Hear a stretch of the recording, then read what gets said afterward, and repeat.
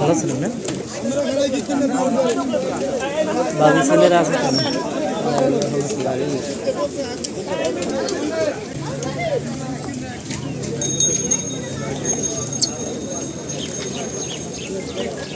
ওয়ালা তামুতুন্না ইল্লা ওয়া আনতুম মুসলিমুন, তোমরা মুসলমান না হয়ে মৃত্যুবরণ করবে না। যতক্ষণে তোমরা মুসলমান হবে না ততক্ষণ পর্যন্ত তোমরা কবরে আসবে না। আসলে ভাই, আল্লাহ রাব্বুল আলামিন মুসলমান না হয়ে কবরে আসতে নিষেধ করেছেন, কারণ কবরটা হচ্ছে ভয়াবহ একটা জায়গা। তাহলে আমরা মুসলমান কি না সেটা আমরা মাপবো কি দিয়ে? আমি যে মুসলমান, আমি যে ইমানদার, সেটা মাপবো কি দিয়ে? এই মাপকাঠি কোনো ইমানের দ্বারা মাপলে হবে না। যে আমি সাইফুল হুজুর আছে তো সে কিভাবে চলে সে বুঝি, এইটাই বুঝি ইসলাম না। আমি মোমেন কিনা, আমি ইমানদার কিনা সেটা মাপতে হবে কোরআন দিয়ে। কি দিয়ে ভাই? কোরআন দিয়ে। এই কোরআনের প্রত্যেকটা আয়াত আমি মানে কিনা, প্রত্যেকটা আয়াতে আমি অনুসরণ করি কিনা, কোরআনের মধ্যে যতগুলো আয়াত আছে, যতগুলো ব্যাখ্যা বিশ্লেষণ আছে, তার ভিতরে আমি আছে কিনা।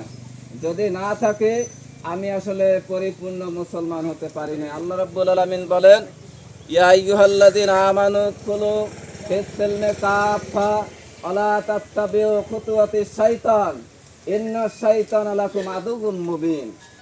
হে ঈমানদার, তোমরা পরিপূর্ণভাবে ইসলামের ভিতরে দাখিল হয়ে যাও, আর শয়তানের পদঙ্ক তোমরা অনুসরণ করবে না, কারণ শয়তান হচ্ছে তোমাদের প্রকাশ্য দুশমন। আমরা দেখা যায় কিন্তু বেশিরভাগ ক্ষেত্রেই শয়তানকে অনুসরণ করি, শয়তানের পদঙ্ক অনুসরণ করি। আর যদি আল্লাহ রাব্বুল আলামিনের অনুসরণ আমরা করতাম, পরিপূর্ণ ইসলামের ভিতরে দাখিল হয়ে যাইতাম। এই জন্য আমাদেরকে, যেহেতু আমরা ইমানদার, আমরা মোমেন, তবে আমাদেরকে মরতেই হবে। আল্লাহ রাব্বুল আলামিন বলেন, কুল্লু নাফসিন যায়িকাতুল মাউত। যদি জীবিত কেউ থাকতে পারতো তাহলে সৃষ্টির কুলের শিরোমণি সাইয়্যিদুল মুরসালিন খাতামুন নবিয়্যিন রাহমাতুল লিল আলামিন সে আজকে জীবিত থাকতেন কিনা? আমাদের সৃষ্টিকুলের জিনিস শিরোমণি সে দুনিয়ায় নাই। আমি আর আপনি, আমাদের তো কোনো হিসাবেই আমাদের নাম নাই। আমরা কেমনে থাকবো যদি নাই থাকতে পারি? 1 বিঘা জায়গা, 1 ইঞ্চি জায়গা নিয়ে আমরা এত কেন দলাদলি করি? আমরা স্বার্থের প্রতি কেন এত লোভী? কারণ এই সম্পদ, এই সেলিম হাওলাদারের বাড়ি, এই পুকুর, এই ব্যবসা বাণিজ্য, তার কবরে কি যাবে ভাই? আমারটা কি যাবে? তা আমার সাথে যাবে, কবরে যাবে একটা জিনিস, সেটা হলো আমল।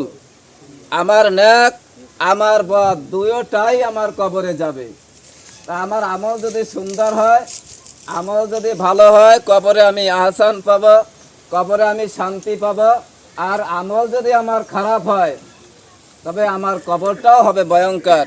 আমরা যেন সকলে ঈমান আনতে পারি, পরিপূর্ণ মুসলমান হতে পারি, এবং কবরে যাওয়ার আগেই যেন আমরা খাঁটি মুসলমান হইতে পারি।